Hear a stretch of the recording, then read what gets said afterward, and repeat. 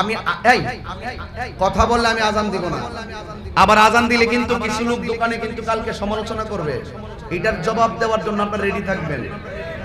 অনেকে বলবে যে এমন টাইমে আজান দিছে আমরা ঘুম ভেঙে গেছে, মনে হয়েছে যেন ফজরের নামাজের আজান দিছে, পরে আমরা সারা রাত ঘুমাইতে পারলেন না এই তাহিরির কারণে। এমন আছে না অনেক লোক? তো ওনারে বলবেন যে হুজুরে 2 ঘন্টা ওয়াজ করলো, আপনার ঘুম ভাঙলো না, আজানটা শুনি ঘুম ভেঙে গেছে গা, আপনার জীবনের ঘুম শেষ হইতো না। কথা কোন ঠিক না বেঠিক? যাক, আজান দিচ্ছি প্রশিক্ষণের জন্য, আজান দিচ্ছি প্রশিক্ষণের জন্য, শিখার জন্য, বাট নট প্রেয়ার, নামাজের জন্য না।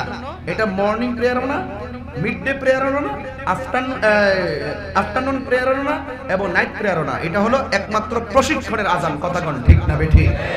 এই জন্য সবাই প্রস্তুত থাকেন, নীরবে নীরবে টাকাটা দিবেন আর আজানটা শুনবেন। রেডি তো? একটু আগের মতো হবে না, কারণ আমি যেহেতু কষ্ট করেছি বেশি। হ্যালো, ঠিক আছে, আল্লাহু আকবার।